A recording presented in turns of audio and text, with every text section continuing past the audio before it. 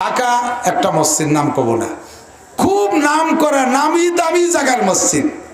মসজিদে যাইয়া মসজিদের উল্লেখযোগ্য একজন মুসল্লি আমার অত্যন্ত আপন এবং আমার ওই ফুকরো গ্রামেই বাড়ি। ওনার মাধ্যমে আমি ইমাম সাহেবের কাছে প্রস্তাব পাঠাইলাম যে আমি তো গ্রাম থেকে আসছি, গ্রামের মাদ্রাসাতে একটু কালেকশন, আর আপনার মসজিদের মুসল্লিরা যে সময় গ্রামে তারাবির নামাজে হাফেজদেরকে হাফেজ খতম তারালি পড়াইলে 500 টাকা দেয়, সেই সময় ওই মসজিদে হাফেজ লিয়াকত সাপড়ে দিত 30,000 টাকা। শুনে মনে হইতো যেন 30 কোটি টাকা। তো সেই জায়গা কি कैसा कैसा দামি দামি মুসল্লি, আমি বললাম একটু বলে দিলে মোটামুটি কিছু কালেকশন হবে। তো সত্যি উনি বলে দিলেন। ইমাম সাহেব বললেন গ্রামের থেকে ইঞ্জিনিয়ার সেলিম আকরাম সাহেবের গ্রামের মাদ্রাসা থেকে মৌলানা নাসির সাহেব, শেষ মতো আমি এই নাসির না শেষ মতো সেলিকারকে সাতায়। তো উনি আসছে, তো উনি কিছু কালেকশনের জন্য যার যত অভিজ্ঞতা দিয়েন। পুরুষরা তেমন কেউ দিল না, সব বেরোয় চলে গেল। সে লাস্টে ইমাম সাহেবের লজ্জায় পড়ে গেছে, কয় হুজুর পুরুষরা তেমন দেয় না, আপনি জালনার কাছে বসেন, খালাম্মারা দিবেন। খালাম্মা খালাম্মা পাবো কোন জায়গায়? খালাম্মারা দোতলায় তারাবির নামাজ পড়ছে জামাতে, এরা বহুত বড় আল্লাহওয়ালা দিনদার। আমি জালনার কাছে যে বইছি, এক খালাম্মা জালনার ভাগ দিয়ে 20 টাকা ছেড়ে দিছে, আর এক খালাম্মা 10 টাকা দিছে, আর এক খালাম্মা 20 টাকা দেবে বলে কয় হুজুর হাত বাড়ান। আমি না, খালা ছাড়িয়ে দেন। কয় যে আমি মুসাফার মধ্যে দেই। আমি কে আস্তাগফিরুল্লাহ, খালা তোমার টাকার দরকার নেই আমার, আমিও মাফ চাই, তুমিও মাফ চাও, দোয়া করো আল্লাহ যেন আমার জীবনে এই খয়রাত না করায়।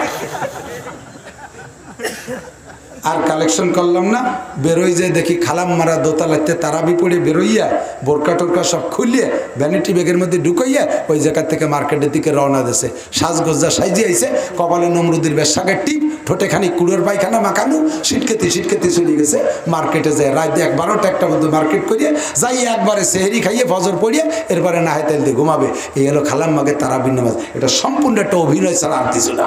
বাংলাদেশে ছিল কয় বছর সৌদি আরব যে বাংলাদেশ ভুলে গেছো, বাংলাদেশের মসজিদের ছাদের উপরে বসে জিনা হয়, বাংলাদেশের মসজিদের মেহরাবের ভিতরে মেম্বারের আড়ালে বসে জিনা হয়, বাংলাদেশে ঈদগার মেহরাবের ভিতরে বসে জিনা হয়, গাজার আড্ডা হয়। আর তুমি সেই বাংলাদেশে মহিলাকে মসজিদে নামাজ পড়তে আসার কুবুদ্ধি জড়ছো। এই রাস্তায় দিয়ে আসা যাওয়ার পথে যদি দুটি একটা মুরগি শিয়ালে ধরিয়ে নিয়ে যায়, তুই কয়দিন পাহারা দিবি? সম্ভাবনা আছে না নাই? জোরে বলেন আছে না নাই? ঘরের ভিতরে তাকে তাই সামলাতে পারি না। আর মহিলাকে যদি 5 ওয়াক্ত মসজিদে যাওয়ার অনুমতি দেওয়া হয়, রমজান মাসে তারাবি করতে মসজিদে যাওয়ার অনুমতি দেওয়া হয়, মহিলারা এইগুলো নিয়ে বাড়ি পাকা, এই যৌথ দল বল জুটিয়ে বুটিয়ে এক জায়গায় যাইতে খুব আগ্রহী। তাহলে মসজিদে যাওয়ার অনুমতি দিবা, তারাবির নামাজ পড়ে বাড়ি ফেরার পথে কত বউ হারায় যাবে তার ঠিক নেই। এই বউগুলো তোরা তালাশ করে দিস, বউ খুঁজে দেওয়ার দায়িত্ব নেই আগে। মহিলারা মসজিদে নামাজ পড়ার চাইতে ঘরের ভিতরে নামাজ পড়ার ভিতরে 5 গুণ সব বেশি। কয় গুণ?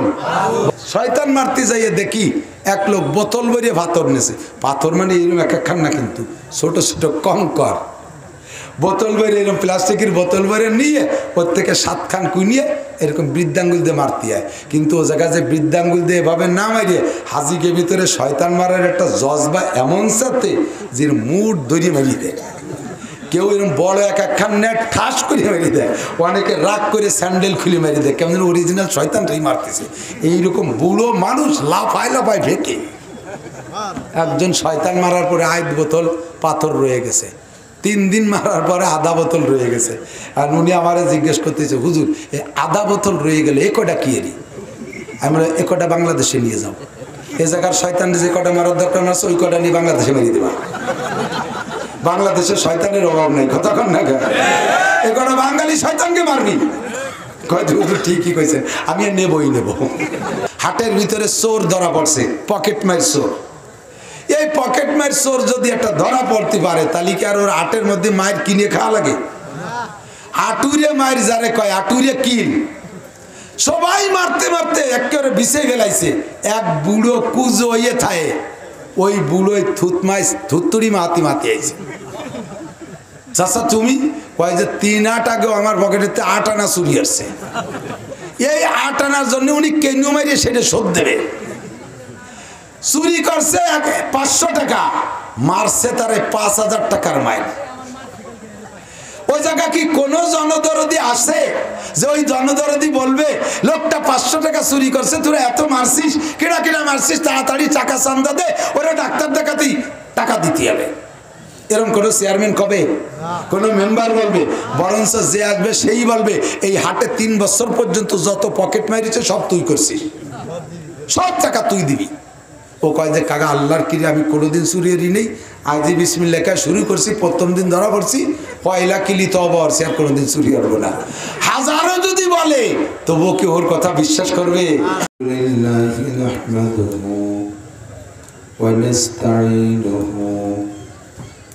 ونستغفره ونؤمن به ونتوكل عليه ونعوذ بالله من شرور أنفسنا وسيئات أعمالنا من يهد الله فهو المهتد ومن يضلل فلن تجد له وليا مرشدا ونشهد أن لا إله إلا الله وحده لا شريك له ونشهد أن سيدنا وسندنا وحبيبنا وطبيب قلوبنا ومولانا محمدا عبد الله ورسوله صلى الله تعالى عليه وعلى آله وأصحابه وبارك وسلم تسليما كثيرا أما بعد فأعوذ بالله من الشيطان الرجيم بسم الله الرحمن الرحيم من كان يريد حرث الآخرة نزد له في حرثه ومن كان يريد حرث الدنيا نؤته منها وما له في الآخرة من نصيب وقال تعالى قل يا عبادي الذين أسرفوا على أنفسهم لا تقنطوا من رحمة الله إن الله يغفر الذنوب جميعا إنه هو الغفور الرحيم وقال تعالى يا أيها النبي إنا أرسلناك شاهدا ومبشرا ونذيرا صدق الله مولانا العظيم وقال النبي صلى الله عليه وسلم العمل قليل والأجر كثير ثم قال النبي صلى الله عليه وسلم التائب من الذنب كمن لا ذنب له أو كما قال عليه الصلاة والسلام سبحانك لا علم لنا إلا ما علمتنا إنك أنت العليم الحكيم جزا الله عنا محمدا ما هو أهله سبحان الله وبحمده سبحان الله العظيم رب اشرح لي صدري ويسر لي أمري واحلل عقدة من لساني يفقه قولي رب زدني علما اللهم أرنا الحق حقا وارزقنا اتباعه وأرنا الباطل باطلا وارزقنا اجتنابه সকলে বলি আমিন একটু দুরূদ শরীফ পড়ি না আল্লাহুম্মা সাল্লি আলা মুহাম্মাদিন ওয়া আলা আলি মুহাম্মাদ কামা সাল্লাইতা আলা ইব্রাহিম ওয়া আলা আলি ইব্রাহিম ইন্নাকা হামিদুম মাজিদ اللهم بارك على محمد وعلى آل محمد كما باركت على إبراهيم وعلى آل إبراهيم إنك حميد مجيد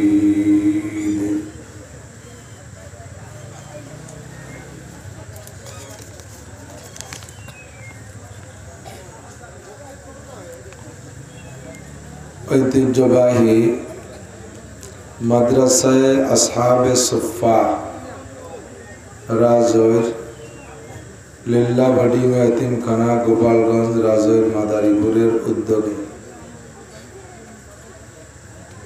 আয়োজিত পঞ্চম বার্ষিক ওয়াজ ও দোয়ার মাহফিল অধ্যকার মাহফিলের সম্মানিত সভাপতি আলহাজ হযরত মাওলানা গোলাম মাওলা সাহেব, আমন্ত্রিত উলামায়ে কেরাম, এই অঞ্চলের অনেক অনেক উলামায়ে কেরাম, আইম্মায়ে মাসাজিদ, মাদ্রাসার আজিজ আমতুল্লাহ, প্রাণপ্রিয় দেশবাসী, আমাদের সহযোগিতায় থাকতে পারেন রাজনৈতিক বিভিন্ন দলের ছোট বড় নেতা নেতৃবৃন্দ, খেদমতে আছেন পুলিশ প্রশাসনের ভাইয়েরা, বয়ান শুনতে এসেছেন পর্দার আড়ালে বসে থাকা মা ও বোনেরা।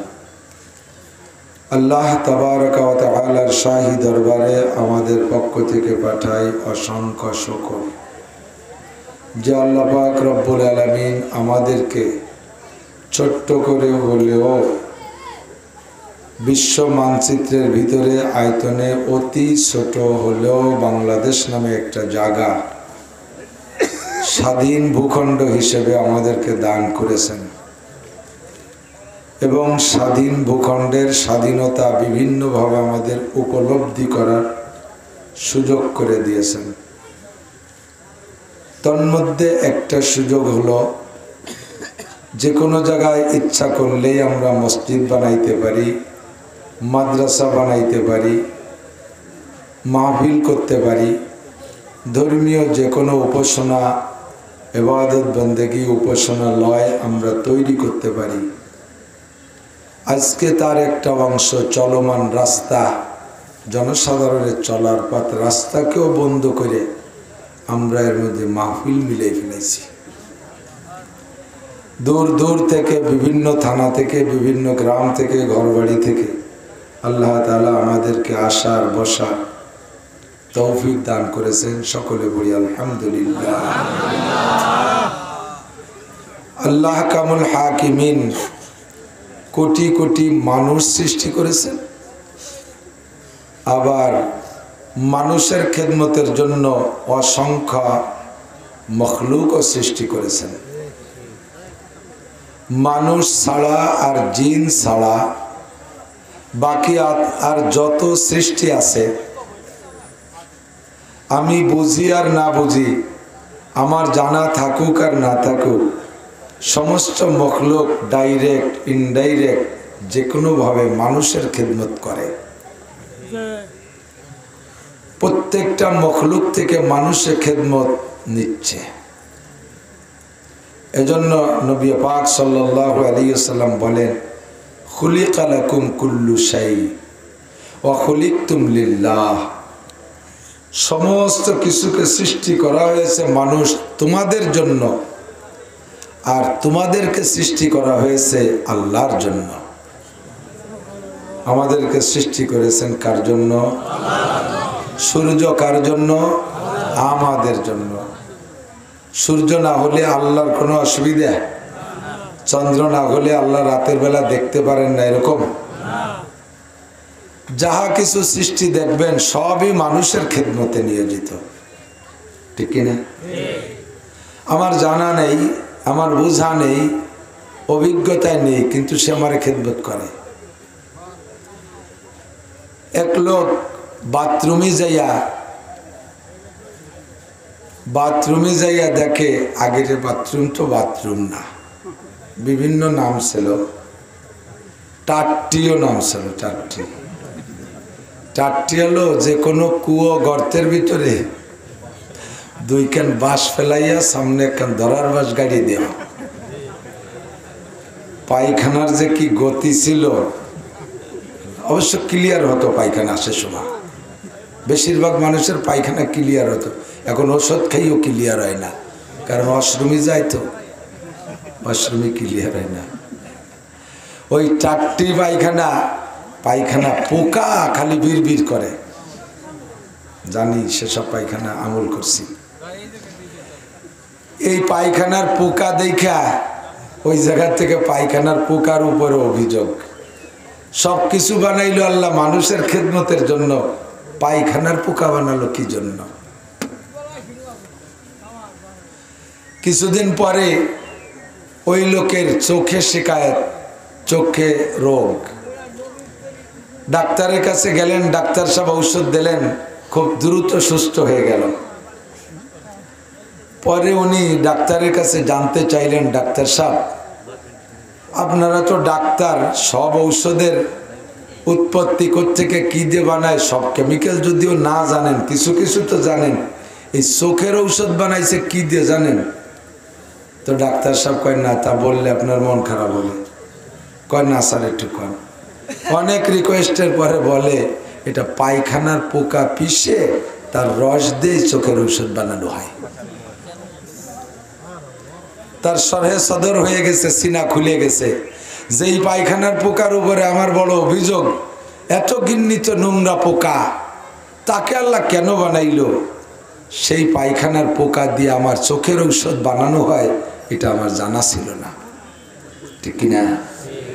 বাপ বেটা দুইজন জঙ্গলের মধ্যে চলতেছে, গভীর জঙ্গলে, অনেক রাত হয়ে গেছে, হাঁটতে হাঁটতে এখন ক্লান্ত হয়ে গেছে। বাপে কয়, বাপ আর আজ হাঁটা যাবে না, কালকে সকালে বাকিটুক চলবো, তাঁবু লাগা। তাঁবু লাগাইয়া দুই বাপ বেটা তাঁবুর ভিতরে আশ্রয় নিয়েছে। জঙ্গলে মশা এত বেশি এসে আক্রমণ করছে, হঠাৎ করে সাপ একটা এসে তার বাপরে দংশন করছে। বিষাক্ত সাপের কামড়ের বিষ সহ্য করতে না পারে লোকটা অজ্ঞান হয়ে গেছে, পুরো মরে নাই, নীলা হয়ে গেছে, সবুজ হয়ে গেছে। ছেলেটা যা জানে ঝাড় ভোগ করে টরে কোনো ফল হয় নাই। এক পর্যায়ে বাপ মারা গেছে মনে করে চাদর দিয়ে ঢাইকিয়া কিছুক্ষণ কান্নাকাটি করে সেও নিস্তেজ হয়ে শুয়ে পড়ছে চাদর একটা গায়ে দিয়ে। ইতিমধ্যে জঙ্গলের মশায় এত পরিমাণ বিরক্ত করতেছে, আর ঘুমোতে দিচ্ছে না। ও অভিযোগ করলো, কয় আল্লাহ, নাসির শাহ হুজুর কইল, কত শাহ হুজুর কইল যে সব মখলুক মানুষের খাদেম, খেদমত করে, তো সাপে বাপরে খেদমত করলো, আরে মশায় আমারে খেদমত করতেছে, এ বানাইছ কি জন্যে?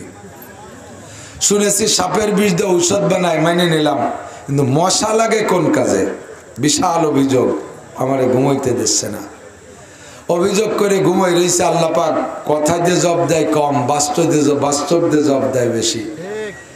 তার বাপ মারা গেছে মনে কইরা চাদর দিয়ে ঢেকে রেখে ঘুমাইছে ছেলেটা।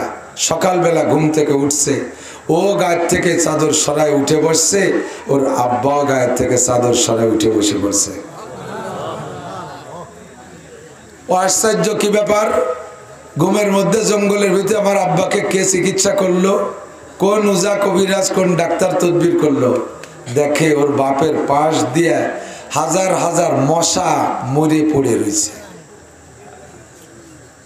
এখন ওর মাথার মধ্যে বুঝ আসছে, আমার আব্বার গায়েও মশায় দংশন করছে, মশায় আব্বার গায়ের থেকে রক্ত খাইছে, ওই রক্তের সাথে সাপের বিষ মশার পেটে চলে গেছে। মশাগুলো বাপের গায়ের থেকে সাপের বাপের গায়ের থেকে সাপের বিষ মশার পেটে যাইয়া মশাগুলো মারা গেছে। আমার আব্বা এখন বিষক্রিয়া মুক্ত হইয়া সুস্থ হয়ে গেছে। যেরকম সুবহানাল্লাহ। আমি জানি আর না জানি, এ মশাও আমাদের জন্য খাদেম। কথা বলেন ঠিক না? আরো বহুত ফিকির করলে খুঁজে পাওয়া যাবে। এক মশাকে কেন্দ্র করে আল্লাহ তাআলা লক্ষ লক্ষ মানুষের রুজি দিচ্ছে, জানেন তা? মশা যদি না হইতো তাহলে কয়েল, এই যে কয়েল বানায় মশার কয়েল, এর কারখানা কি হতো? এর কারখানায় হাজার হাজার মানুষ কর্মচারী আছে না নাই? এই মশা না হলে মশার কারখানা, কয়েলের কারখানা হতো না, আর সে জায়গায় হাজার হাজার মানুষ চাকরি করতো না, তাদের রুজির ব্যবস্থা অন্যভাবে করা লাগতো। এখান থেকে তাদের রুজি আসতেছে। মশার কারণে মশারির কারখানা বানাইছে, সে জায়গায় লক্ষ লক্ষ মানুষ কাজবাজ করে রুজি ইনকাম করে খাচ্ছে। আল্লাহ তাআলা এক মশারে কেন্দ্র করে দেন কত মানুষে খাওয়ায়। যেগুলো চোখের সামনে হাতের মাথায় পাইছি তার দুটি একটা কইলাম আর কি।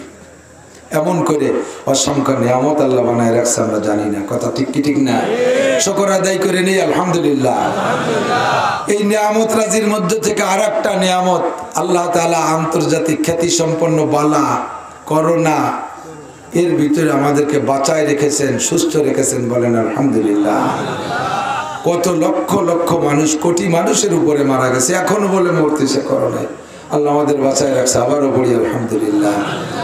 তো যত মখলুক সৃষ্টি করেছেন, সমস্ত মখলুকের মধ্যে আশরাফুল মখলুকাত মানুষ। আশরাফ মানে শ্রেষ্ঠ, সম্মানী, দামি, মর্যাদা সম্পন্ন, সর্বশ্রেষ্ঠ প্রাণীর নাম কি? একটু মুখে বলেন, আপনি কি? আপনি কি মানুষ? তাহলে বলেন আলহামদুলিল্লাহ।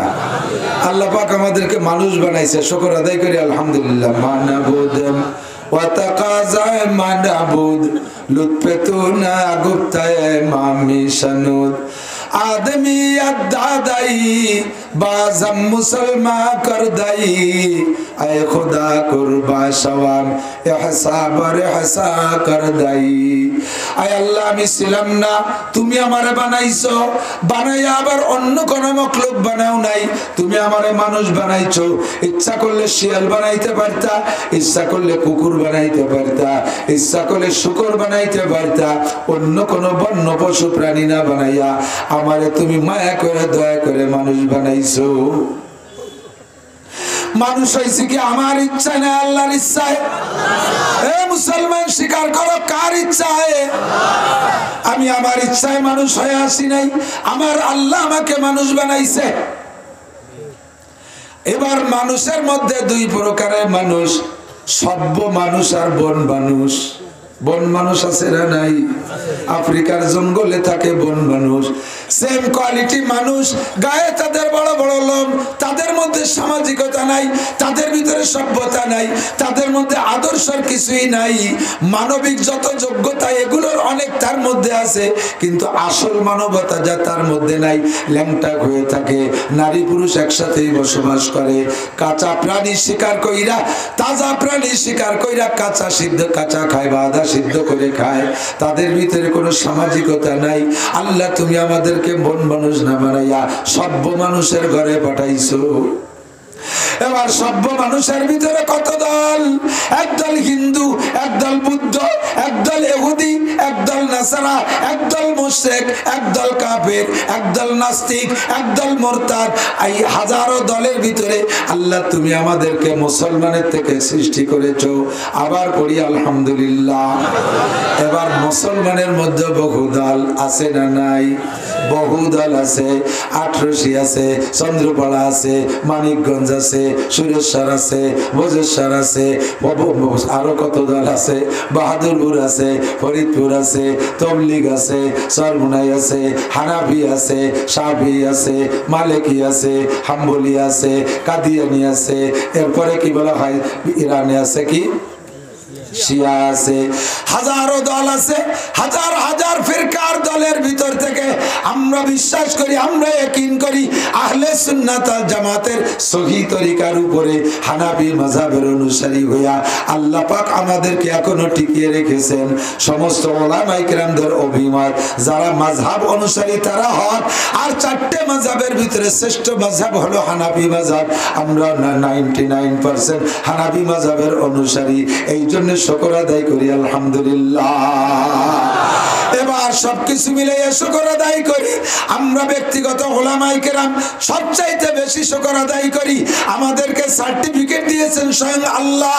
আল্লাহ পাক নিজেই বলেন ইন্নামা ইয়াখশাল্লাহ মিন ইবাদিহিল উলামা। আমাকে ভয় করার মতো ভয় করে, সবচাইতে বেশি ভয় পায় উলামায়ে কেরাম। নবী পাক কোরআনে কারীমের আয়াত শুইনা আল্লাহর পক্ষ থেকে নবী পাক অর্ডার পেলেন। আল্লাহ পাক রব্বুল আলামিনের পক্ষ থেকে নবী পাককে অর্ডার দেওয়া হয়েছে, নবী তুমি দুনিয়া থেকে চলে যাওয়ার পরে দিনকে ধরে রাখার জন্য, ইসলামকে টিকিয়ে রাখার জন্য, দাওয়াতি পদ্ধতি চালু রাখার জন্য নেতৃত্ব দিয়া উলামায়ে কেরামদের কাছে। আমার নবী সঙ্গে সঙ্গে বলে দিলেন ইন্নাল উলামা ওয়ারাসাতুল আম্বিয়া। উলামায়ে কেরাম হলো নবীদের ওয়ারিস। কষ্ট পাইলেন?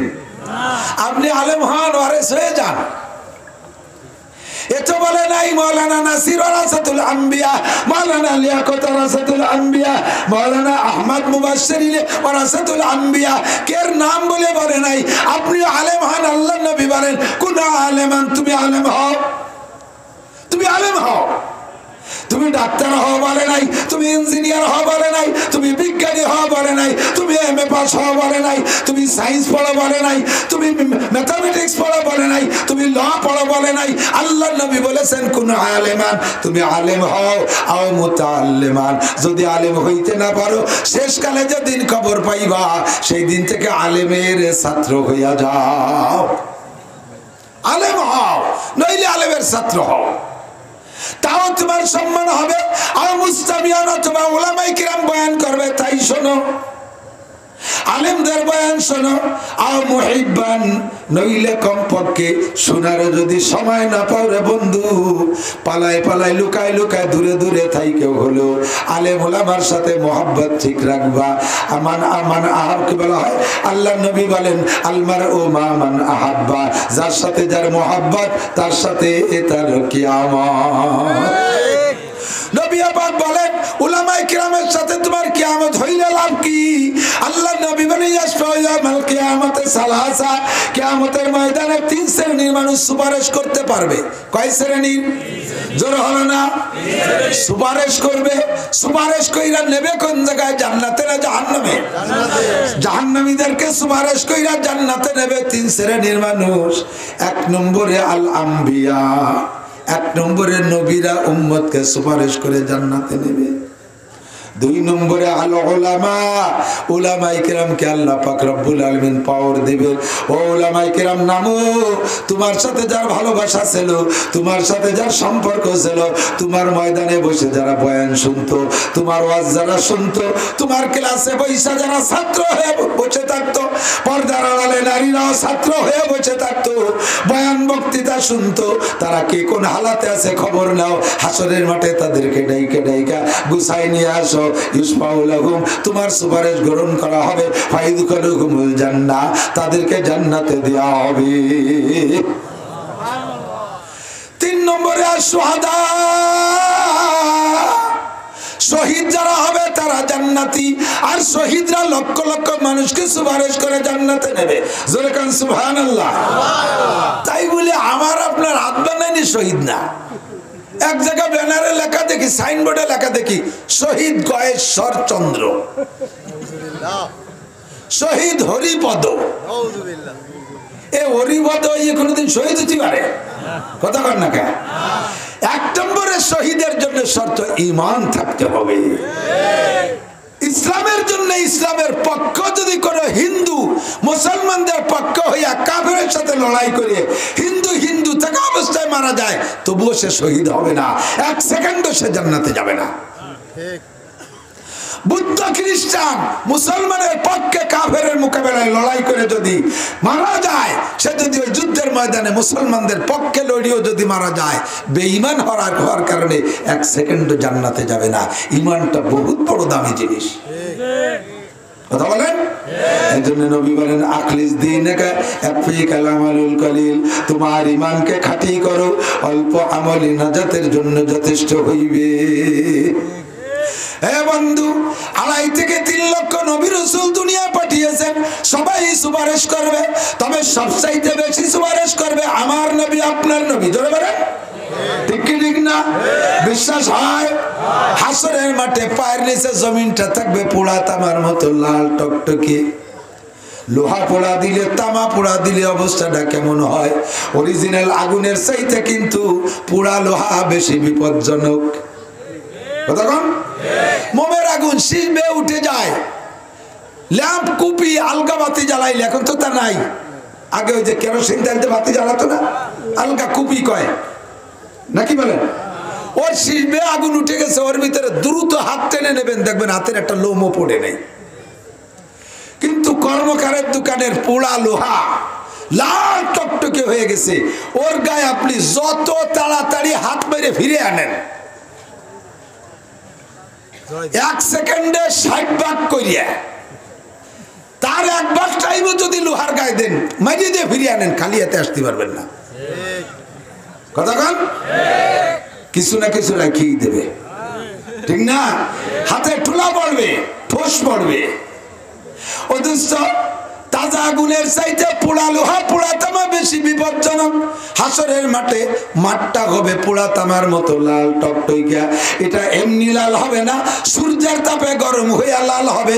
সূর্যটাকে উল্টিয়ে দেওয়া হবে, মানুষের মাথার 4 আঙ্গুল উপরে সূর্য থাকবে। ও যুবক, কান ভাসমান কানে শুনিস না, যুবকরে ভাসমান কানে শুনিস না, একটু অন্তরের কান দিয়ে শোন। হাসরের মাঠে মাথার 4 আঙ্গুল উপরে সূর্য হবে, যেই সূর্য এখন 9 কোটি 30 লক্ষ মাইল উপরে। কার্তিক মাস চলে যাচ্ছে, এখনো পর্যন্ত সূর্যের তাপে বাইরে দাঁড়িয়ে বসে থাকতে পারি না, ছায়ায় চলে যেতে হয়। আর ওই সূর্যটা যদি মাথার 4 আঙ্গুল উপরে চলে আসে, কি পরিস্থিতি হবে? মাথার ঘিলু, মাথার মগজ টকবক করতে থাকবে। ওই সূর্যের তাপে পায়ের নিচে জমিনটা পুরো লাল হয়ে যাবে। সমস্ত মানুষ চিৎকার মারবে আর বলবে, রব্বানা আখরিজনা মিনহা ফাইন শি'তা আদখিলনাল জান্নাতা ওয়া ইন শি'তা আদখিলনান নার। আয় আল্লাহ, এই মাটি তো সহ্য করতে পারতেছি না, তোমার মনে চাইলে জান্নাতে দাও, মনে চাইলে জাহান্নামে দাও। আল্লাহ, এই মাটি সহ্য করতে পারতেছি না। এমন একটা পরিস্থিতি হবে, মানুষ পাগল হয়ে যাবে। আল্লাহর কোরআনে বলেন, ওয়াতাদাউ কুল্লু যাতি হামলিন হামলাহা ওয়া তারান নাসা সুকারা ওয়া মা হুম বিসুকারা ওয়ালাকিন্না আযাবাল্লাহি শাদীদ। এই মাঠের আযাবে এমন একটা পরিস্থিতি হবে, যদি অপ্রাপ্ত গর্ভবতী মহিলা সে জায়গা থাকতো, গর্ভের বয়স পুরার আগেই বাচ্চা ডেলিভারি হয়ে যেত। মানুষকে মদ খা মানুষের মতো এরকম মাতাল হয়ে যাবে, দেখবেন কেউ কার সাথে কথা কবে না, পরনে কাপড় থাকবে না, বিলকুল ল্যাংটা। সিদ্দিকা আয়েশা বলেন, হুজুর সবাই ল্যাংটা? বলে হ্যাঁ, সবাই ল্যাংটা। আমাদের গায়ে কাপড় থাকবে না? কয় নাকের গায়ে থাকবে না। তাহলে হুজুর লজ্জা পাবো না? হুজুর বলেন, আয়েশা লজ্জা অনুভব করার সুযোগ পাবা না। ইয়া নাফসি, ইয়া নাফসি, কি হবে কি হবে, এই টেনশনে পাগল হয়ে যাবা। কেউ কেউ শরমের দিকে তাকানোর সুযোগ পাবা না, বাপকে মাকে পরিচয় নেওয়া দেওয়ার সুযোগ পাবা না। এমন একটা পরিস্থিতি হবে, সেখানে পাগল হয়ে যাবা সবাই। শুধু পানি, পানির পিপাসায় বুকটা ফেটে আসবে, কোনো পানি থাকবে না। আল্লাহু আকবার। সমস্ত মানুষ যাইয়া কয় কি, আল্লাহ পাক রব্বুল আলামিন কি চেয়ারে বসা, বিশাল তর্জন গর্জনের সাথে বারবার আওয়াজ দিচ্ছে,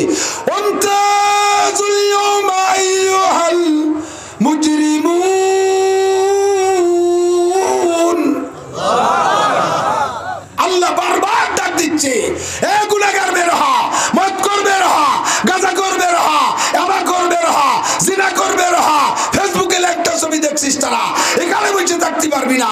সুদখোর যারা, ঘুষখোর যারা, চোর ডাকাত, লুচ্চাবাদ, বায়েস, বেঈমান, কাফের, মুশরিক, বের হ। আল্লাহর এই বিশাল তর্জন গর্জনে মানুষ দিশাহারা হয়ে যাবে। আল্লাহর সাথে কে কথা বলবে, কে একটু বলবে যে আল্লাহ একটা ফয়সালা করো। সবাই যে দৌড়াইয়া বাবা যে আদম আলাইহিস সালামের কাছে যাবে, যে বলবে ইয়া আদম আনতা আবুনা আনতা আবুল বাশার, আব্বাজান আপনি তো আমাদের সকলেরই বাপ, গার্জিয়ান হিসেবে মুরব্বী হিসেবে আল্লাহর একটু ঠান্ডা হতি কর, মনের কথা দুটো কুলিয়ে কই। নইলে আপনি নিজেই কন, ছেলে মেয়ে সম্পর্কে বাপের তো দায়িত্ব আছে। আদম আলাইহিস সালাম কয় বাপ আমি নিজেই দুশ্চিন্তার মধ্যে আছি, আমি তোকে কথা যে কব, আমি গেলে যদি আল্লাহ যদি কয় যে তুমি গন্ধম খাইলে কেন, তোমার জান্নাতে দিলাম তুমি গন্ধম কেন খাইলা, এই কেন কে জিজ্ঞেস করলে আমার আর কিছু বলার থাকবে না, আমারে নিয়ে আবার টানাটানি লাগবে, তোকে কথা আমার বলার কায়দা থাকবে না। তাহলে যাবো কোন জায়গা? কয় আউয়ালুর রাসূল নূহ আলাইহিস সালামের কাছে যা। ওই যে নূহ আলাইহিস সালাম বিশাল সম্মানী, সারা দুনিয়াকে ধ্বংস করে দিয়ে তাকে নৌকার ভিতরে 80 জন মানুষদের বাঁচায় রেখেছিল। উনার বড় ফজিলত, প্রথম রসুল উনি, উনার কাছে যাও। সবাই যে নূহ আলাইহিস সালাম, নূহ আলাইহিস সালামের আর একটা উপাধি হলো আদমে সানি, দ্বিতীয় আদম বলা হয় নূহ আলাইহিস সালামকে। আব্বা জান আপনিও তো আদমে সানি, আপনি একটু আল্লাহরে কন। নূহ আলাইহিস সালাম বলবে বাবা আমি মাফ চাই, এ ব্যাপারে আমি পারবো না, কারণ আমি যখন নৌকায় উঠি তখন আল্লাহ আমারে বলছে তোমার পরিবারের সকলকে উঠাও, আমি আমার ছেলে কেনানকে আমার পরিবার ভুক্ত মনে করি তারে নৌকায় উঠানোর জন্য চেষ্টা করছিলাম, এইটা আমার ভুল হয়ে গেছিল। আল্লাহ পাক আমারও বললেন ইন্নাহু লাইসা মিন আহলিক, ওই কেনান তোমার পরিবার ভুক্ত নয়, তোমার পরিবার ভুক্ত ওই বাংলাদেশের একজন হতে পারে, তোমার পরিবার ভুক্ত আমেরিকার একজন হতে পারে যদি সে মুমিন হয়, আর তোমার সন্তান হয়ে যদি কাফের হয় তাহলে তোমার পরিবারের অন্তর্ভুক্ত নয়। তুমি তারে নৌকায় উঠতে কেন কইলা? এই কেনর জব যদি আইস দিয়া লাগে তাহলে আর আমি তোমাকে কথা বলার সময় পাবো না। তোমাকে চিন্তা তোমরা করো, দেহ আর কেউ পাও নাকি? যাও তোমরা আর একটা লোকের কাছে যাইতে পারো, তিনি হলো মুসলিম জাতির পিতা ইব্রাহিম খলিলুল্লাহ আলাইহিস সালাতু ওয়াস সালাম, আল্লাহর ক্লোজ ফ্রেন্ড, নিকটতম বন্ধু। উনার কাছে বললে কাজে আসতে পারে। সব দৌড়ে চল, মানে পাগল হয়ে গেছে তো, কোন জায়গা গেলে জায়গা পাওয়া যায়, কোথায় গেলে ঠাই পাওয়া যায়, সব দৌড়ে আসবে আদম ইব্রাহিম আলাইহিস সালামের কাছে। আব্বা জান আপনি মুসলিম জাতির পিতা, আল্লাহর কাছে একটু সুপারিশ করেন আমাদের সম্পর্কে। ইব্রাহিম আলাইহিস সালাম কয় বাবা আল্লাহর রাস্তায় আমারে মাফ করো, আমি 3টে মিথ্যে কথা কইছি, সেই চিন্তে আমি মরে যাচ্ছি, যে সেই 3 মিথ্যে কথার বিচার যদি আজকে হয় তাহলে আমারে নিয়ে চিনতে আমি ছাড়াই যেতে পারবো না, তোমাকে কথা বলার সময় হবে না, কাজে আমার দ্বারা সম্ভব না, তোমরা চলে যাও। মুসা আলাইহিস সালামের কাছে উনি কালিমুল্লাহ, লাগাতার 40 বছর আল্লাহ তাআলা তার সাথে সরাসরি কথা কইছে, কোনো মিডিয়া ছাড়া ফোন টোন টেলিফোন টোন কিচ্ছু ব্যবহার করে নাই, সরাসরি কথা বলছে যে মুসা আলাইহিস সালামের সাথে তার একটা পার্সোনালিটি আছে। সবাই যে বলবে মুসা কালিমুল্লাহ আপনি একটু আল্লাহর কাছে বলেন। উনি কয় বাপ আমি মাফ চাই সবচেয়ে বেশি, আমি মার্ডার কেসের আসামি, ফিরাউনির বাবর ছেড়ে 100 দিয়ে মারি ফেলছি, সে কেস আইজও চলতেছে, ওইটার বিচার দুনিয়ার থেকে হই নেই। আমি যদি সেই মার্ডার কেসের বিচারে দাঁড়াইতে হয় আজকে, আল্লাহ যদি কয় তুমি 100 দিয়ে মারলে কেন, যে কেনর জব দিতে দিতে আমার জান শেষ বাবা, আমি মাফ চাই। তোরা দেখ ঈসা রুহুল্লাহর কাছে যা, ঈসা আলাইহিস সালামের কাছে যা, উনাকে আল্লাহ তাআলা দুনিয়ায় বাপ ছাড়া ডাইরেক্ট মারিয়ামের পেটের ভিতরে ঢুকাই দিয়ে পাঠাইছে। উনার একটা মর্যাদা আছে আলাদা। উনার উম্মত যখন উনার সাথে শত্রুতাই করছে, আল্লাহ তাআলা কয় রাফা'নাহু মাকানান আলিয়া, আমি আমার ঈসারে আসমানের ঘরে উপরের ঘরে তুলে নিলাম। উনার একটা সম্মান আছে, উনার কাছে যাও। সব দৌড়ে যাবে ঈসা আলাইহিস সালামের কাছে। ঈসা আলাইহিস সালাম আপনি একটু কম, সব নবী ব্যর্থ, সব নবী ফেল, আপনি একেবারে শেষের দিকে চলে আসছেন, আপনি ছাড়া আর কোনো বিকল্প ব্যবস্থা নেই। ঈসা আলাইহিস সালাম বলবে আমার ওই জাতীয় কোনো সমস্যা নেই, আমার একটা সমস্যা হলো আমার উম্মত আমারে বেশি ভালো জানতে যাইয়ে আমারে গলা টিপে মারছে। কি করছে? কয় আমারে আল্লাহর ছেলে কয়, আমি বলে আল্লাহর ছেলে, অথচ আল্লাহকে কুল হুয়াল্লাহু আহাদ পড়েন, আল্লাহুস সামাদ, লাম ইয়ালিদ ওয়া লাম ইউলাদ ওয়া লাম ইয়াকুল লাহু কুফুয়ান আহাদ। আমার আল্লাহকে থেকে জন্ম না, আল্লাহ থেকে কেউ জন্ম নেয় না। ক্বালাতিন নাসারা মাসিহ ইবনুল্লাহ, এই নাসারারা কয় আমি নাকি আল্লাহর ছেলে, আমার মা মারিয়াম বলে আল্লাহর স্ত্রী। এমন একটা জঘন্য অপবাদ আমার নামে দিয়ে রাখছে, আমি এই লজ্জাতে আল্লাহর সামনে যাইতে পারবো না। ঈসা আলাইহিস সালাম নিজে কয় ইন্নী আব্দুল্লাহ, আমি আল্লাহর বান্দা। আমাদের দেশে খ্রিস্টান আছে নাকি? মাদারীপুর খ্রিস্টান আছে? আছে নাকি? আছে।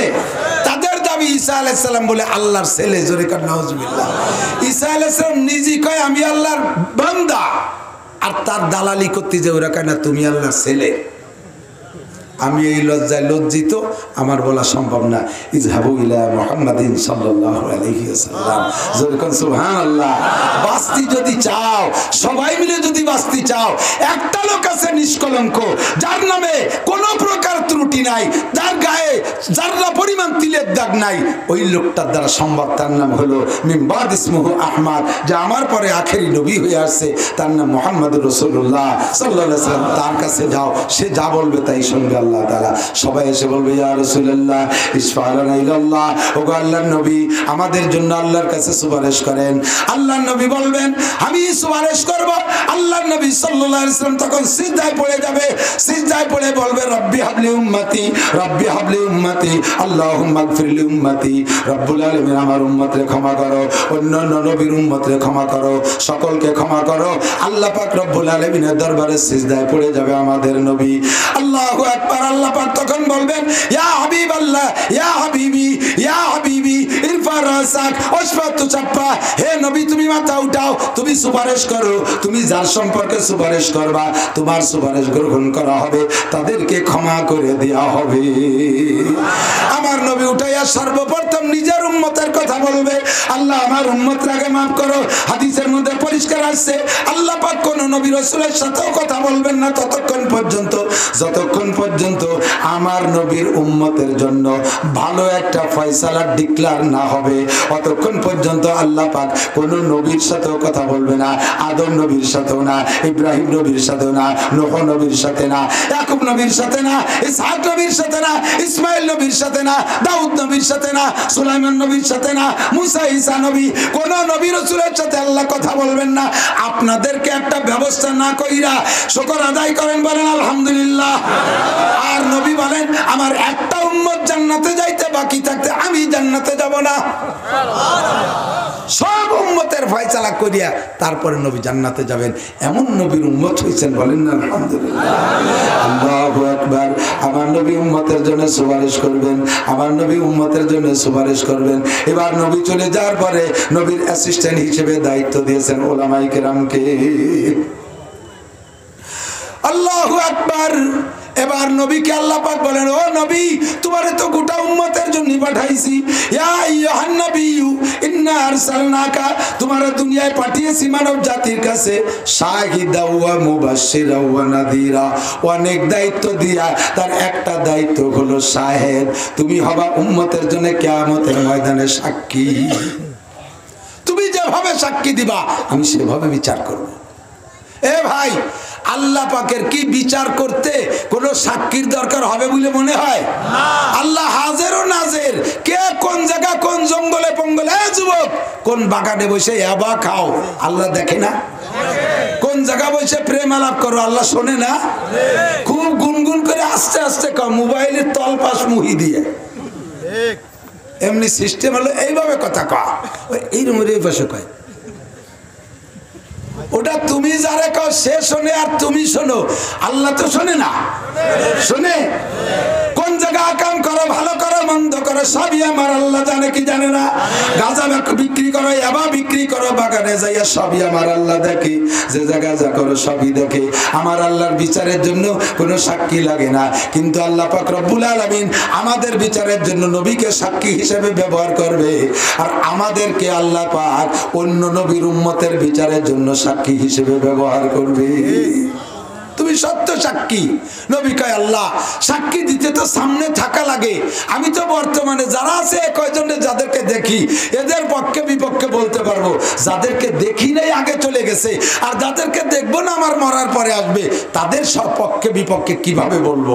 আল্লাহ পাক বলেন তোমার একটা কম্পিউটার দেব, তোমার একটা কিতাব দেব, ওই কিতাবের ভিতরে আগেও পিছের সমস্ত ঘটনার মধ্যে থাকবে, তোমার আগে যারা চলে গেছে তারাও আছে, পরে যা ঘটনা ঘটবে সব ওই কম্পিউটারের মধ্যে আছে, ওইটা দেখে তিলাওয়াত করে করে তুমি বলবা, অস্বীকার করার কেন উপায় থাকবে না।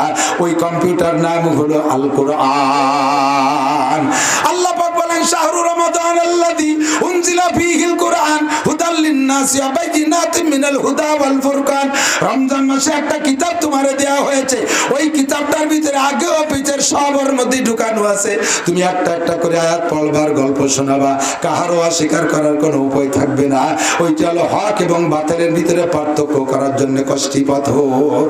হক আর বাতিলকে প্রমাণ করার জন্য কোরআনের চাইতে ভালো কোনো পাথরের ব্যবস্থা জগতে নাই, ঠিক কিনা?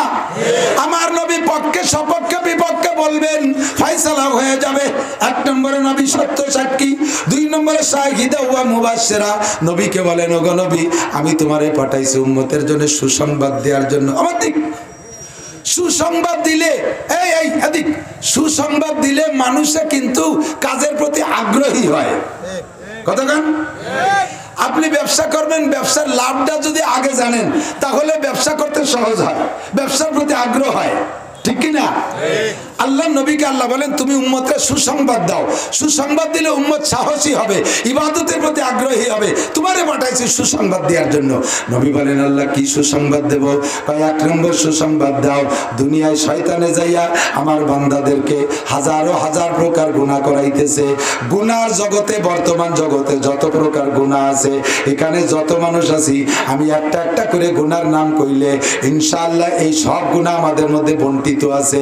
একটা গুনাহ আমাদের থেকে ছোট নাই। শিরকি গুনাহ আছে না নাই? শিরক করেওয়ালা আছে না নাই?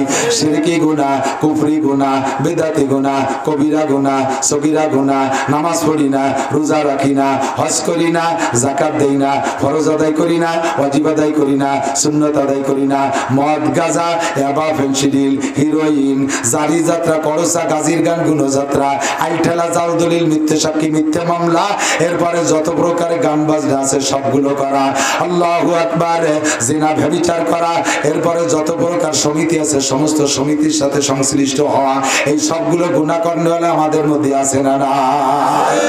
যত প্রকার গুনাহ আছে বান্দা গুনাহ করবে। আর গুনার নিয়ম হলো, একবার প্রথম যখন গুনাহ করে তখন গুনাহ করার সময় অন্তরে একটু একটু ভয় ভয় লাগে।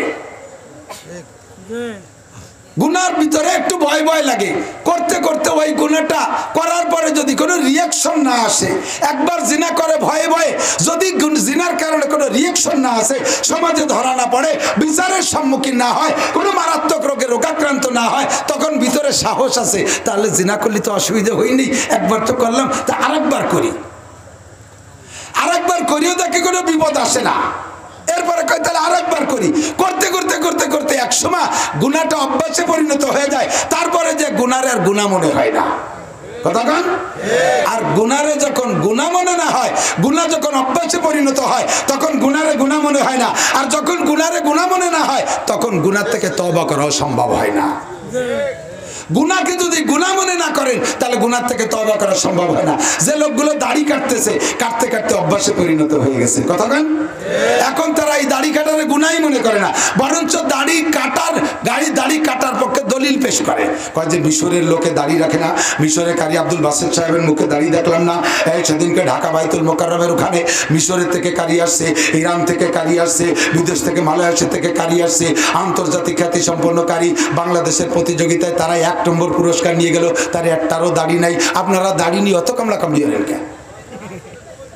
এবার দাড়ি না রাখার পক্ষে দলিল দেওয়া শুরু করে দেয়। সুদ খাইতে খাইতে অভ্যাস হয়ে গেছে। সুদ খাইতে খাইতে যখন অভ্যাস হয়ে যায় তখন সুদরে গুনাহ মনে হয় না। ঘুষ খাইতে খাইতে যখন গুনাহ মনে হয় তখন ঘুষে গুনাহ মনে হয় না। বেপরদা করতে করতে অভ্যাস হয়ে গেছে, বেপরদারে গুনাহ মনে হয় না। কথা বলেন ঠিক কি না? গুনাহে অভ্যাস হয়ে গেলে আর গুনারে গুনাহ মনে হয় না, তখন ওই গুনার বোঝা হয়ে যায়। হঠাৎ করে যখন একদিন অনুশোচনা অনুভূতি আসে, আরে আল্লাহ সর্বনাশ করছি, সর্বনাশ পীর সাহেবের মাহফিলে গেছে, তবলিগের কোনো বয়ানে শুনছে, চণ্ডীবদ্দির পীর সাহেবের বয়ানে কান্নাকাটির বয়ান শুনছে, ওই বাহাদুরের পীর সাহেবের কান্নাকাটির বয়ান শুনছে, মুফতি আব্দুল গফফার সাহেবের বয়ান কান্নাকাটির ভিতরে বসে, তখন ভিতরে আতঙ্ক আসছে, সর্বনাশ করছে, কাজটা করছি কি, আমি তো গুনার জগতে কিচ্ছু ছাড়ি নাই। এখন বয়তে চিন্তা করতেছে যে তাহলে আর আমার গুনাহ মাপের কোনো সুরত নাই। এই সময় শয়তানও বুদ্ধি দেয়, তোর আর উপায় নাই, তোর বাঁচার কোনো উপায় নাই, তোর কোনো উপায় নাই, তোর যে পরিমাণ গুনাহ করছিস এই কি আল্লাহ মাফ করে নাকি? তখন মানুষে আরো বিচলিত হয়ে যায়, আরো নষ্টের দিকে হয়ে চলে যায়। নবী পাককে আল্লাহ পাক বলতেছেন, বলে দাও কুল, হে নবী তুমি উম্মতরে বলে দাও, ইয়া ইবাদি, ইয়া ইবাদি, হে আমার বান্দারা, আল্লাহ পাক নবীকে বান্দা বলে ডাক দিয়েছেন, আমাদেরকে আল্লাহ বান্দা বলে ডাক দিয়েছেন। বড় মায়ার ডাক, বড় ভালোবাসার ডাক। কেউকে যদি দূরে সরাইতে হয় তাহলে তারা আমার বাংলা ভাষায় সম্বোধন শব্দ আপনা আপনি, যদি তার সে একটু নিকটে মনে করা হয় তাহলে তুমি তুমি করে বলা বলি হয়। একেবারে মোহাব্বত যা করে যারে, সবচাইতে আপন যারে জানে তারে তুই তুই করে ডাকে, তারে তুই তুই করে ডাকে। আল্লাহ পাক সম্বোধনের অনেক শব্দ জানেন, আল্লাহর ভাষার অভাব নাই। আল্লাহ তার ভিতরে সবচাইতে প্রিয় ভাষা ব্যবহার করেছে, হে আমার বান্দারা, হে আমার বান্দিরা, হে আমার পাগলরা, লা তাকনাতু মির রাহমাতিল্লাহ, আল্লাহর রহমত থেকে নিরাশা হইস না। ইন্নাল্লাহা ইয়াগফিরুদ যুনুবা জামিয়া। নবীকে বলতেছেন কুল, নবী তুমি বলে দাও, ইয়া ইবাদিয়াল্লাযিনা আসরাফু আলা আনফুসিহিম, হে আমার বান্দারা যারা নফসের পর জুলুম করেছো, জিনা করে জুলুম করেছো, ব্যভিচার করে জুলুম করেছো, হাজারো গুনাহ করে জুলুম করেছো, তুমি শুধু শিরকি গুনাহ যদি না করো, শিরকি গুনাহ যদি তুমি না করো, আর কুফরি গুনাহ যদি তুমি না করো, আল্লাহ পাক বলেন ইন্নাল্লাহা লা ইয়াগফিরু আন ইউশরাকা বিহি ওয়া ইয়াগফিরু মা দুনা যালিকা লিমান ইয়াশা। শিরকের গুনাহ আর কুফরি গুনাহ যদি তোমার আমলনামায় না থাকে, আর যত গুনাহ তুমি করো না কেন, সাধারণ একটা ভালো কাজ দেখা আল্লাহ তাআলা তোমার সমস্ত গুনাহ মাফ করে দেবে। বান্দা লা তাকনাতু, নিরাশা হইস না, চলে আয়, সাতবার আগার তওবা শিখাস্তি বাজা। এবার লজ্জা পাইতেছে, আমি কি করে আল্লাহর সামনে যাব? এই গুনাহ থেকে 100 বার তওবা করছি হুজুর, 100 বার তওবা করছি যে বিড়ি খাবো না। हर शबे गुयम के फरदा तर के सौदा कुना बाज चू फरदा शवादिम रोजेरा फरदा कुना बाज चू फरदा शवादिम रोजेरा फरदा कुना। प्रत्येक दिन कोई आगामी कल के तेर बीड़ी खाबो ना, काल আসলে कोई ना আজকে দেখালি খাই, আগামী কালকে থেকে খাবো না। যারা ঘুষ খায় তারা কয় আর কোনো দিন ঘুষ খাবো না, কালকে তের খাবো না। কাল যখন আসে আবার টাকা আসলে হুঁশ থাকে না, ঘুষ দে ঘুষ দে, ঘুষ দেখলে হুঁশ থাকে না। কথা কান ঠিক কি ঠিক না? অদস্বরে এমন করে বহুবার তওবা করেছি, আবার তওবা ভঙ্গ করেছি।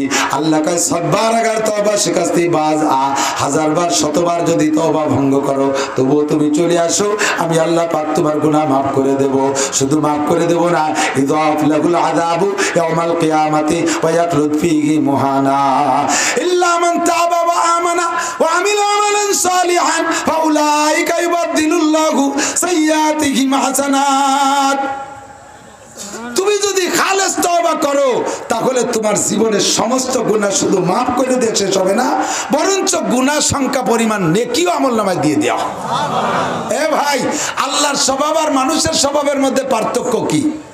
মানুষের স্বভাব হলো যদি কোনো অপরাধী ধরা পড়ে তাহলে ওই জাতীয় অপরাধী এলাকায় যত হয়েছে সব অপরাধ ওর গাড়ি উঠে দেয়। হাটের ভিতরে চোর ধরা পড়ছে, পকেট মার চোর, এই পকেট মার চোর যদি একটা ধরা পড়তে পারে তাহলে কি আর ওর হাটের মধ্যে মায়ের কিনে খাওয়া লাগে? আটুরে মায়ের যারে কয় আটুরে কিল, সবাই মারতে মারতে একেবারে বিছে ফেলাইছে। এক বুড়ো কুজো হইয়ে থাকে, ওই বুড়োই থুততুরি মাতি মাতি আইছে।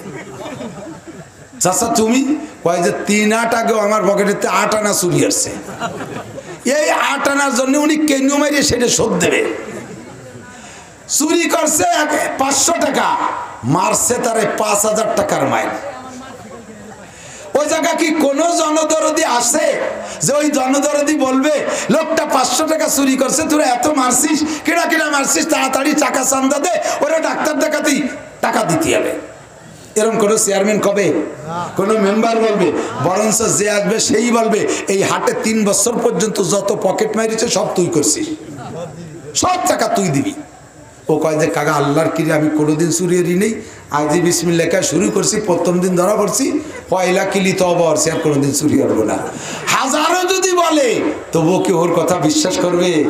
ওর ঘাড়ে পুরো 3 বছরের চুরি উঠে দেবো। ওই দোকান চুরি হয়েছে, রাতের বেলা চুরি হয়েছে, দিনই চুরি, সব চুরি তুই করছিস। আল্লাহ পাক রব্বুল আলামিন কয় যে এটা হলো মানুষের সিস্টেম। একবার অন্যায় করে ধরা পড়লে 3 বছরের অন্যায় সব তার কাঁধে চড়ানো হয়। আর আমার কাছে যদি বান্দা সারেন্ডার করে, তওবা করে, ক্ষমা চায়, রব্বুল আলামিন ভুল করেছি, অন্যায় করেছি, 70 বছর হায়াত চলে গেছে, নামাজ পড়ি নাই আল্লাহ, আর তো হায়াতের সীমায় পর্যন্ত ভাবতেছি না যে তুমি আর 70 বছর আমার হায়াত দিবা, এই কাজা নামাজ আদায় করার সময় আমি পাবো না। ও রব্বুল আলামিন বৃদ্ধকালে আইসা বলছি আমারে তুমি মাফ করে দাও। 2 ফোঁটা চোখের পানি বের করে যদি নারিয়া হাজার পুরুষ কান্দেন। আল্লাহ পাক রব্বুল আলামিন বলেন, ও বান্দা তোমার চোখের পানিকে চোখের কেনিদে মাসির মাথা পরিমাণ বের হইতে দেরি, আমার রহমতের দরজা খুলতে দেরি না। তোমার 2 ফোঁটা চোখের পানি তোমার জাহান্নামের আগুন নিভাইতে জন্য যথেষ্ট হইয়া যাইবে। মারকাবে তওবা জায়েবে মারকাবাস বরফালাক্তা জাদা বায়েক লাহজাপাস চুবারার আন্দাজ পশিমানিয়ানিন আরশেলর জাদাজ আনিনুল মুজনিবিন। গুনাহগার যখন তওবা করে কান্দে, চোখের পানি যখন বের হয়, আল্লাহর আরশ বহনকারী 8 জন ফেরেশতা, তাদের হাতে আরশের 8টা খুঁটি ধরা আছে। ওই ফেরেশতার হাতে 8টা খুঁটি থরথর করে কাঁপতে থাকে। ফেরেশতারা বলে, রব্বুল আলামিন হাতের মধ্যে খুঁটি কাঁপে কেন? আল্লাহ নিজেই জবাব দেয়, দুনিয়ায় আমার এক গুনাহগার বান্দা জীবন ভরে অন্যায় করেছে, অবশেষে আজকে এই আসহাবে সুফা মাদ্রাসার ওয়াজের মাঠে আইসা নিজের ভুলকে নিজে বুঝতে পারছে, তাই সে অন্তর থেকে তওবা করে কাঁদতেছে। ওর চোখের পানির কারণে তোমাদের হাতের মধ্যে আরশের খুঁটি কাঁপে। ফেরেশতারা কয়, আল্লাহ এই কম্পন থামবে কখন? কয় আল্লাহ বলবেন, যখন আমি তারে ক্ষমার ঘোষণা দেব তখন এই খুঁটির কম্পন থামবে। ফেরেশতারা বলবে আল্লাহ তোমার বান্দারে তাড়াতাড়ি মাফ করে দাও, নইলে এই খুঁটি আমাদের হাতে থেকে ছুটে যাবে। আল্লাহ কয়, ফেরেশতারা তোমরা আমার সবচাইতে নিকটতম ফেরেশতা, তোমাদের চাইতে নিকটে আর কোনো ফেরেশতা নাই। জিবরাইল আমার কাছে এত কাছে আসতে পারে না। তোমরা যেহেতু সুপারিশ করলা, আমার ওই তওবা করনেওয়ালা গুনাহগার বান্দাদের সব গুনাহ এক্ষুনি মাফ করে দিলাম। ও ভাই, গুনাহ করেন নাই? গুনাহ করেন নাই? আপনি চক্ষু বন্ধ করে হিসাব লাগান, জীবনে গুনাহ করছেন কি করেন নাই? মরার পরে যে হাজারো কাঁদলে কাম হবে না। মৃত্যুর সময় আজরাইল যখন চোখের সামনে দেখা দিবে, তখন আপনি বলবেন, রব্বানা আবসারনা ওয়া সামি'না ফারজি'না না'মাল সালিহান ইন্না মুকিনুন।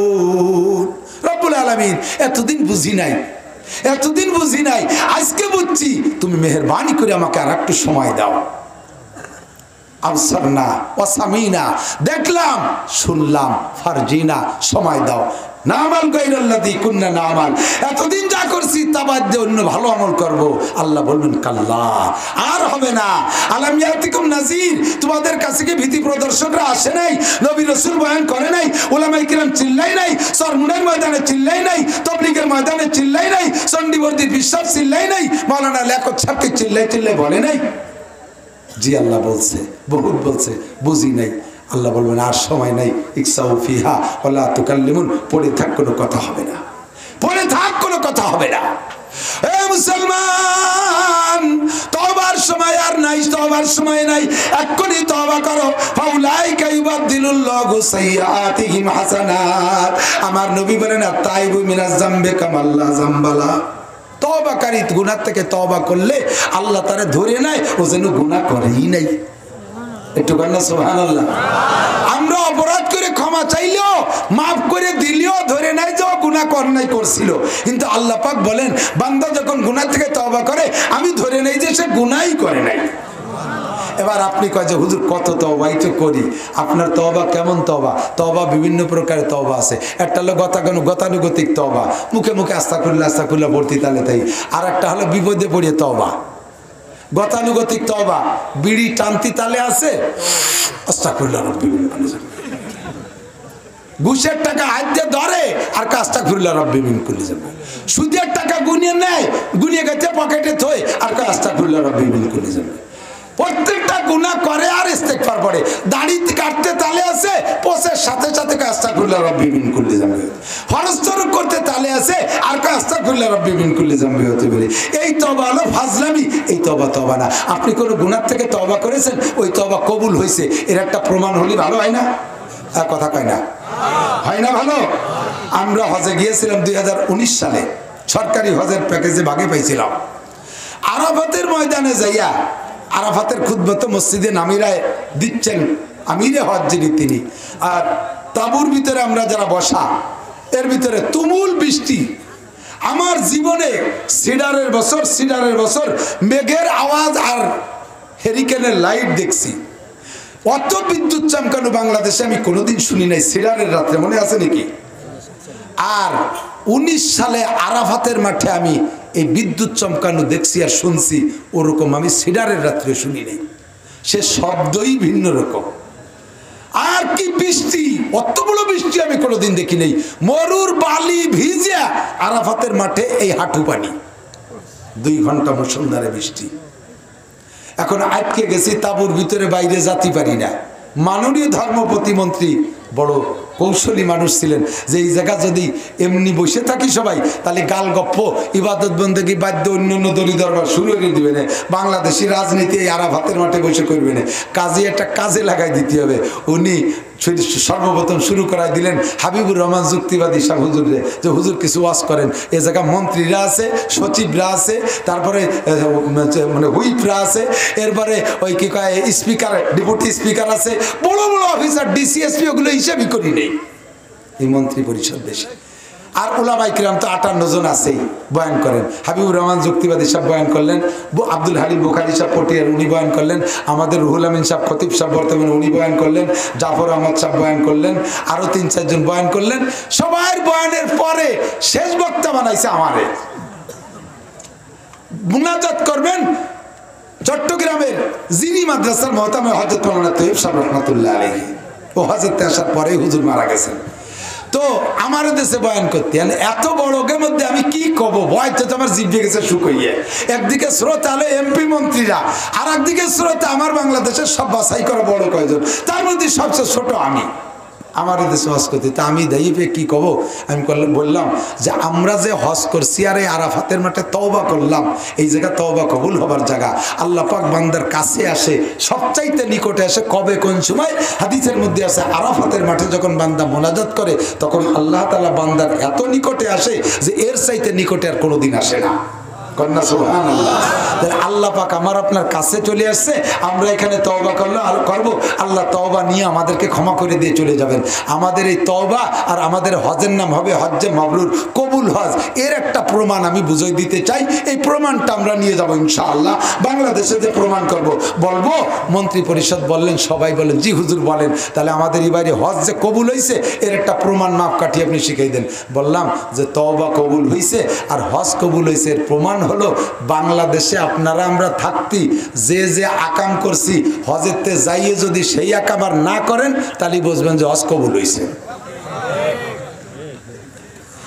বাংলাদেশের আসার সময় দাড়ি কাটিয়ে আসছেন, আর এই হজের কয়েকদিন দাড়ির আগা বেরোয় গেছে বেশ খানিক, 1.5 ইঞ্চি কের 1/2 ইঞ্চি কের বাড়ে একটু বেশ কম আছে। তো এই যে আলাল আগা বেরোইছে দাড়ির, এই দাড়ি যদি আর না কাটেন তাহলে বুঝবেন যে হজ কবুল হয়েছে।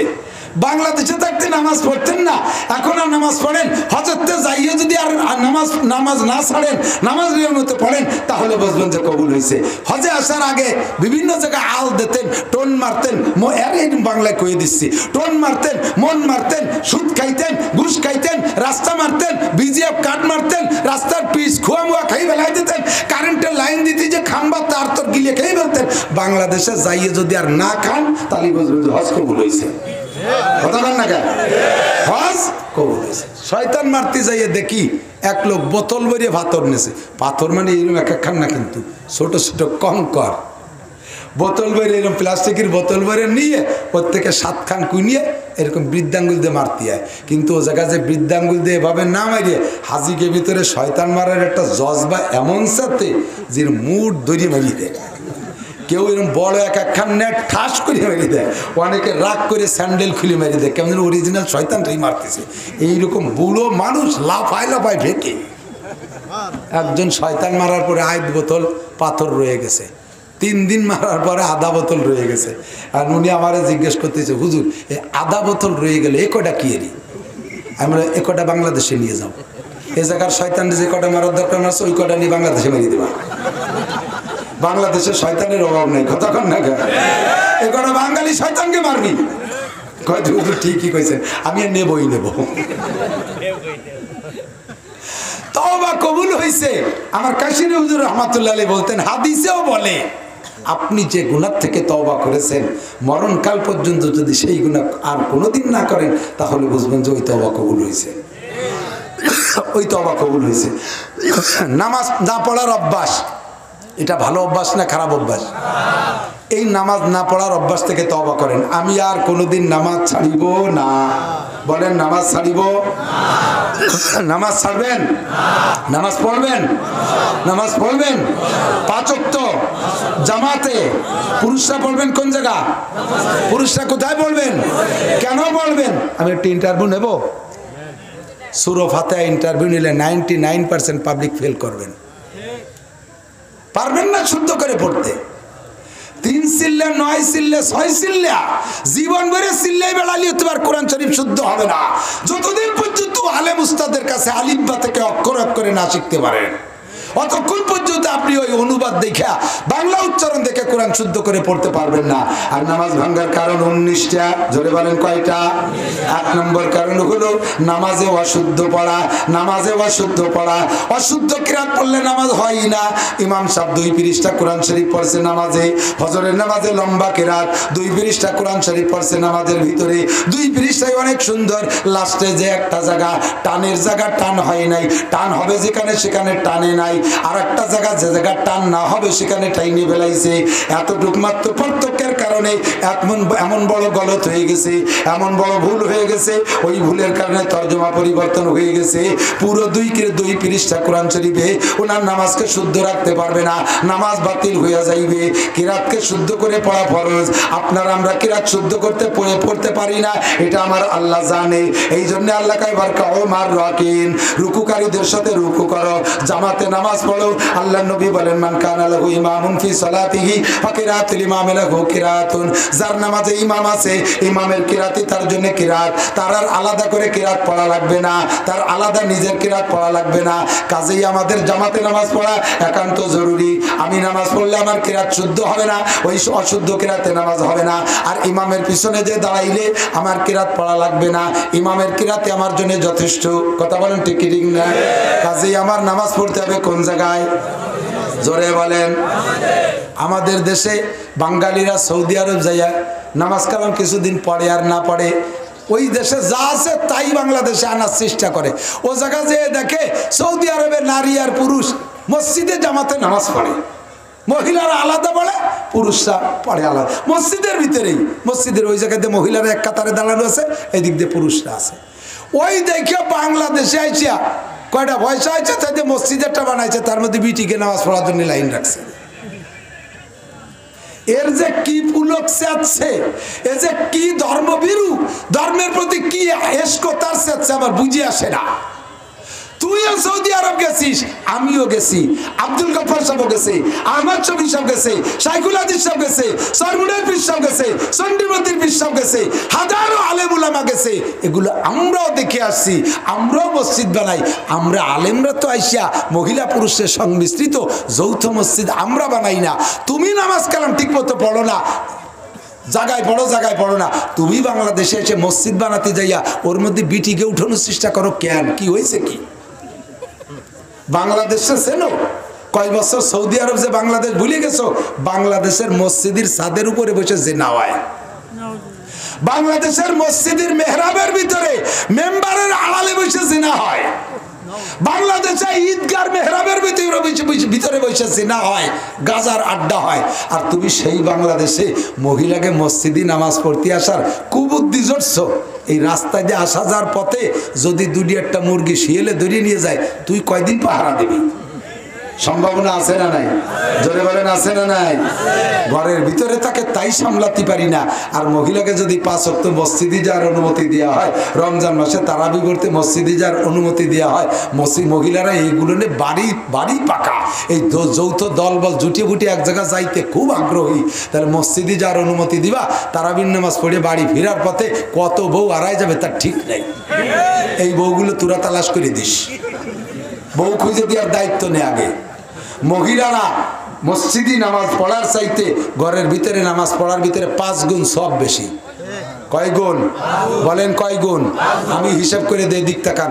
মসজিদে কুবা, নবী পাক মক্কা থেকে হিজরত করে মদিনায় যাওয়ার পরে সর্বপ্রথম মসজিদ তৈরি হয়েছে মসজিদে কুবা।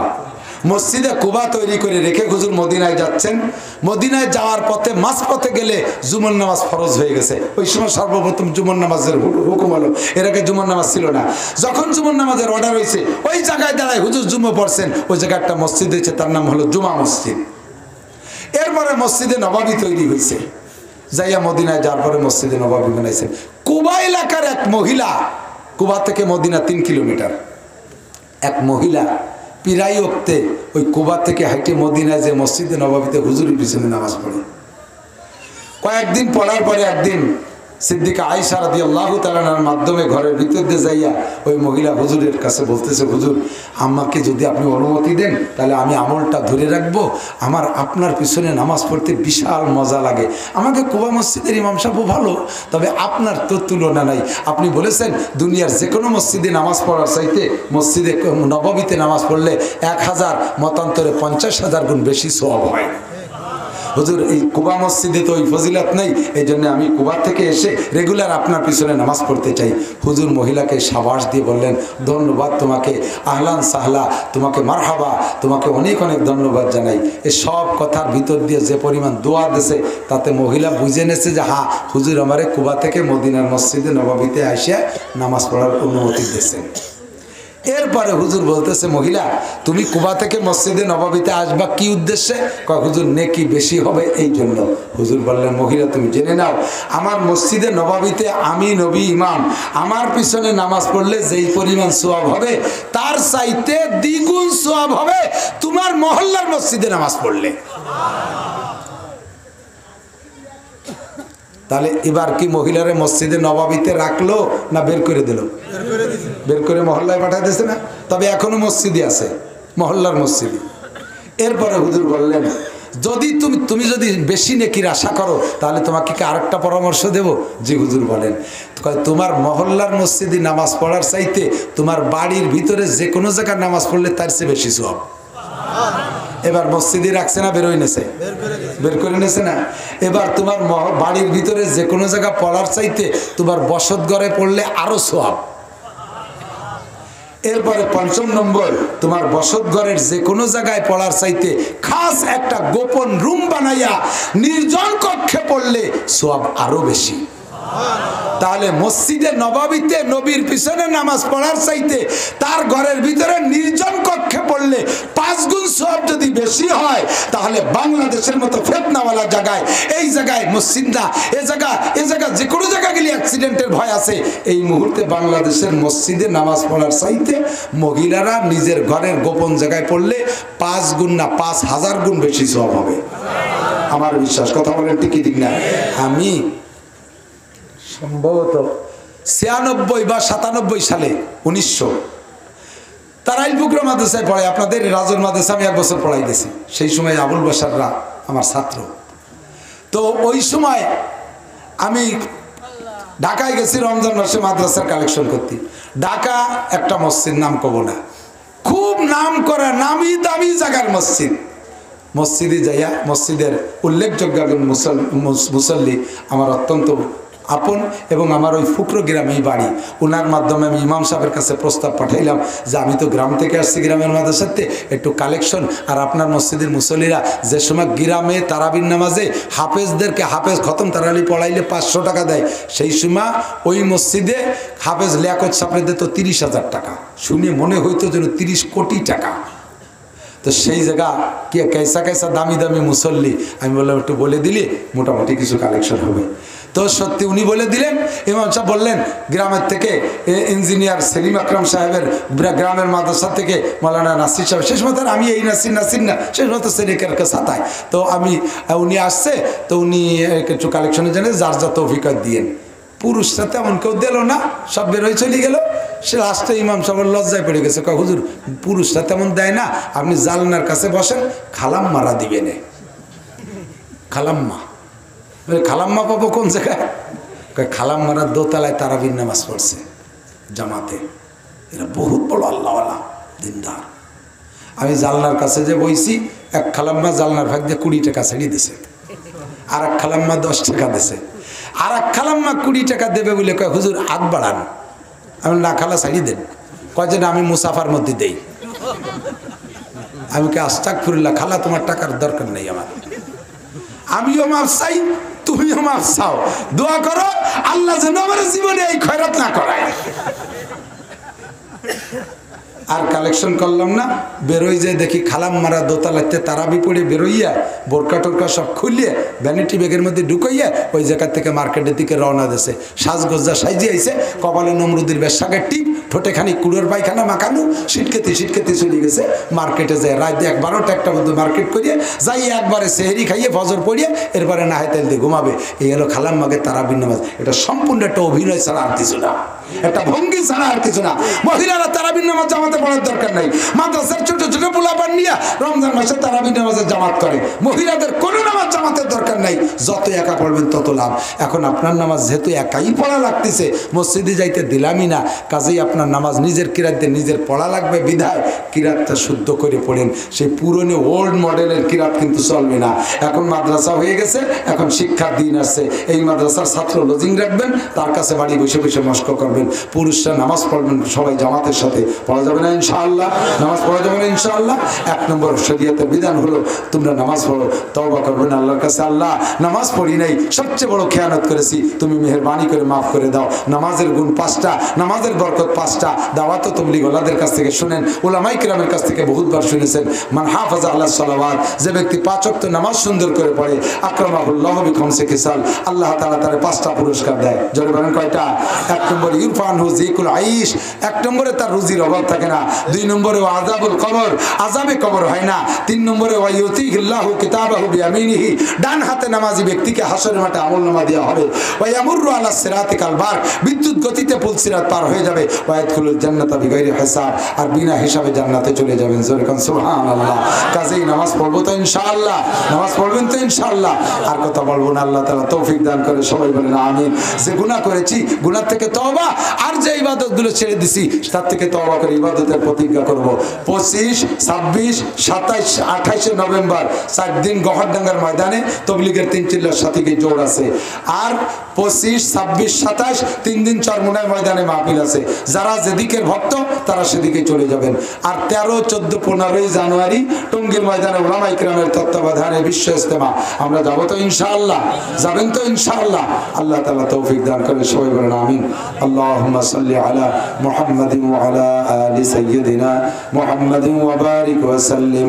আল্লাহুম্মা সাল্লি আলা মুহাম্মাদিন ওয়া আলা আলি মুহাম্মাদ কামা সাল্লাইতা আলা ইব্রাহিম ওয়া আলা আলি ইব্রাহিম ইন্নাকা হামিদুম মাজিদ। আল্লাহুম্মা আমিন।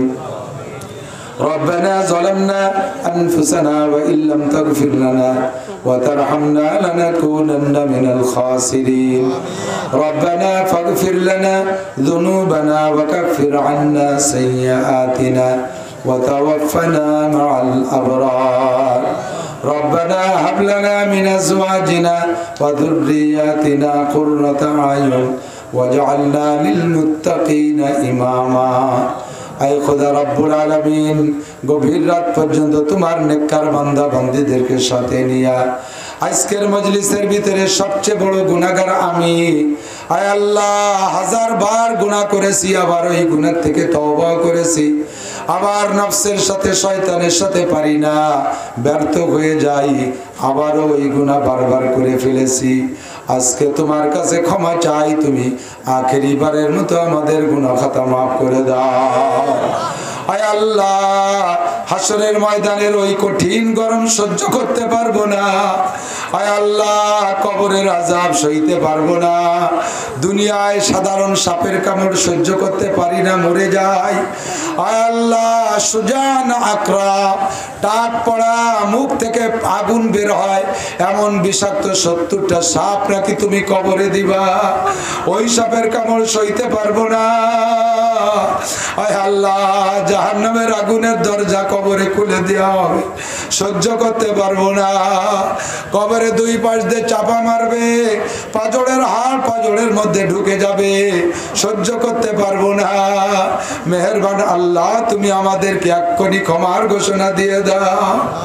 আয় আল্লাহ, বাড়ি আরামের বিছানা আছে, ঘুমাই থাকি নাই, বাড়ির সব ব্যবস্থা আছে, ঘুমাই থাকি নাই, তুমি ডেকে নিয়ে আসছো এই ময়দানে। আয় আল্লাহ, তুমি খালি হাতে ফিরাই দিও না, তুমি ডেকে এনে অপমান করে খালি হাতে ফিরাই দিও না। রব্বুল আলামিন আমাদের হাত দুটো নেকি দ্বারা ভরপুর করে দাও। আয় আল্লাহ, আমাদের আব্বা মা, আমাদের মোহাব্বতের আব্বা দরদি মা কবরে চলে গেছে, জানি না কি হালাত। দুনিয়ায় বেঁচে থাকলে গায়ে একটু নখের এঁচড়ও লাগতে দিতাম না। সাপে দংশন করলে কত কবিরাজ ডাক্তারের ব্যবস্থা করতাম। আব্বা মার গায়ে সামান্য আগুন লাগলে কত চিকিৎসা করতাম। সেই আব্বা মা কবরে শুয়ে আছে, জানি না কত সাপে কামড়ায়, কত আগুনে আক্রমণ করতেছে, পোড়াইতেছে। মালিক, তুমি আমাদের আব্বা মাকে ক্ষমা করে দাও, আমাদের দাদা দাদিরে ক্ষমা করে দাও, নানা নানিকে ক্ষমা করে দাও, আপনজন যত মানুষ কবরে চলে গেছে মাফ করে দাও। অনেক মুরব্বীদের স্ত্রী মারা গেছে, স্বামী স্ত্রীর পক্ষে দোয়া করে, তুমি তার দোয়া কবুল করে নাও। অনেক পুরুষরা চলে গেছে, যাদের স্ত্রীরা দুনিয়া হাত তুলেছে, আয় আল্লাহ স্ত্রীর দোয়ায় স্বামীকে তুমি ক্ষমা করে দাও। আয় খোদা রব্বুল আলামিন, আমরা যারা দুনিয়ায় বেঁচে আছি আমাদের জান মাল ইজ্জত আবরু তুমি হেফাজত করো। আয় আল্লাহ, শিরিক মুক্ত ঈমান, কুফর মুক্ত ঈমান তৈরি করার তৌফিক দাও। হাজারো শিরিকের আসবাব এসেছে, ঈমানকে ঠিক রাখা কঠিন হয়ে যাচ্ছে। রব্বুল আলামিন, তুমি শিরকের সকল আসবাব থেকে হেফাজত করো। আয় আল্লাহ, বিদআত মুক্ত সুন্নতি আমল করার তৌফিক দাও। বিদআতকে বিদআত বুঝে ছেড়ে দেওয়ার তৌফিক দাও। গুনাহকে গুনাহ বুঝে ছেড়ে দেওয়ার তৌফিক দাও। ইবাদতকে ছোট বড় যেমনই হোক না কেন, ইবাদতকে নেকি বুঝে করার তৌফিক দাও। আমাদের মধ্যে যারা অসুস্থ রোগী, সবাইকে তুমি সুস্থ রোগ মুক্ত করে দাও। আয় আল্লাহ, সব রোগীদেরকে শিফা দাও, সুস্থ করে দাও। হার্টের রোগী দোয়া চেয়েছে, লাংসের রোগী দোয়া চেয়েছে, বাল্পাক্রান্ত রোগীর দোয়া চেয়েছে, কিডনি ড্যামেজ রোগী দোয়া চেয়েছে, দাঁতের রোগী, চোখের রোগী দোয়া চেয়েছে, স্ট্রোকের রোগী দোয়া চেয়েছে, ক্যান্সার আলসারের রোগী দোয়া চেয়েছে, মহিলাদের হাজারো রোগের জন্য দোয়া চেয়েছে। সব রোগীদেরকে তুমি আল্লাহ শিফা দাও, সব রোগীদেরকে তুমি সুস্থ করে দাও। আয় আল্লাহ মেহেরবান, আমাদের ছেলে মেয়েদেরকে নামাজি নেককার দিনদার পরহেজগার বানায় দাও। আয় আল্লাহ, ছেলে মেয়ে যারা লেখাপড়া করছে উভয় লাইনে উচ্চ শিক্ষায় শিক্ষিত করে দাও।